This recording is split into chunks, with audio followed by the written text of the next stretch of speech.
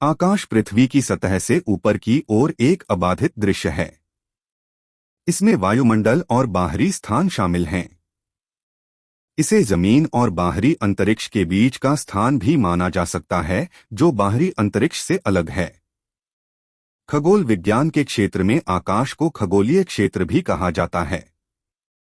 यह एक अमूर्त गोला है जो पृथ्वी के संकेंद्रित है, जिस पर सूर्य, चंद्रमा, ग्रह और तारे बहते हुए दिखाई देते हैं। आकाशीय गोले को पारंपरिक रूप से निर्दिष्ट क्षेत्रों में विभाजित किया जाता है, जिन्हें नक्षत्र कहा जाता है।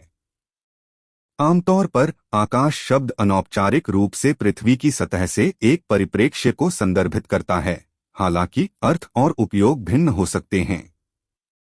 पृथ्वी की सतह पर एक पर्यवेक्षक आकाश का एक छोटा सा हिस्सा देख सकता है, जो एक गुंबद जैसा दिखता है। कभी कभी आकाश कटोरा कहा जाता है। रात की तुलना में दिन के दौरान चापलूसी दिखाई देता है। कुछ मामलों में, जैसे कि मौसम की चर्चा करते समय, आकाश वायुमंडल की केवल निचली, सघन परतों को संदर्भित करता है। दिन के समय आकाश नीला दिखाई देता है, क्योंकि वायु के अणु सूर्य के प्रकाश की छोटी तरंगदैर्घ्य को लंबे समय लाल प्रकाश की तुलना में अधिक बिखेरते हैं। रात का आकाश ज्यादातर अंधेरे सतह या सितारों से घिरा हुआ क्षेत्र प्रतीत होता है। सूर्य और कभी कभी चंद्रमा दिन के आकाश में दिखाई देते हैं, जब तक कि बादलों द्वारा अस्पष्ट न हो। रात में चंद्रमा, ग्रह और तारे आकाश में समान रूप से दिखाई देते हैं। आकाश में देखी जाने वाली कुछ प्राकृतिक घटनाएं हैं: बादल, इंद्रधनुष और ऑरोरा। आसमान में बिजली और वर्षा भी दिखाई दे रही है। कुछ पक्षी और कीड़े, साथ ही मानव आविष्कार जैसे विमान और पतंग आकाश में उड़ सकते हैं। मानवीय गतिविधियों के कारण दिन में स्मॉग और रात में प्रकाश प्रदूषण अक्सर बड़े शहरों के ऊपर देखा जाता है। आकाश शब्द पुराने नॉर्स आकाश से आया है, जिसका अर्थ है बादल, भगवान का निवास। नॉर्स शब्द भी पुरानी अंग्रेजी स्को का स्रोत है, जो शास्त्रीय लैटिन ऑब्सक्यूरस के समान इंडो यूरोपीय आधार साझा करता है, जिसका अर्थ है अस्पष्ट। पुरानी अंग्रेजी में स्वर्ग शब्द का प्रयोग पृथ्वी के ऊपर देखने योग्य विस्तार का वर्णन करने के लिए किया जाता था। मध्य अंग्रेजी में उल्लेख के दौरान यह धीरे धीरे अपने वर्तमान धार्मिक अर्थ तक ही सीमित था। आकाश की चमक और रंग एक दिन के दौरान बहुत भिन्न होते हैं, और इन गुणों का प्राथमिक कारण भी भिन्न होता है।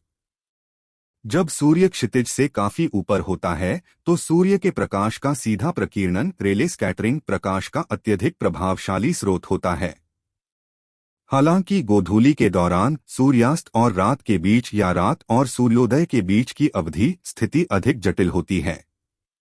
हरी चमक और हरी किरणें ऑप्टिकल घटनाएं हैं जो सूर्यास्त के तुरंत बाद या सूर्योदय से पहले होती हैं, जब सूर्य के ऊपर एक हरा स्थान दिखाई देता है, आमतौर पर 1 या 2 सेकंड से अधिक नहीं, या यह सूर्यास्त बिंदु से ऊपर की ओर निकलने वाली हरी किरण जैसा हो सकता है।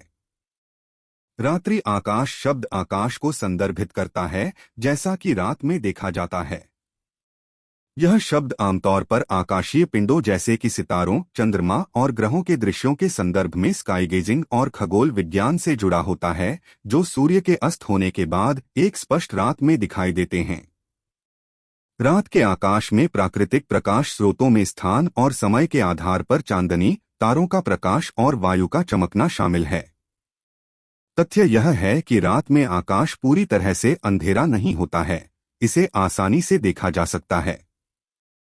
यदि आकाश, चंद्रमा और शहर की रोशनी की अनुपस्थिति में बिल्कुल अंधेरा होता, तो कोई व्यक्ति आकाश के खिलाफ किसी वस्तु का सिलहूट नहीं देख पाता।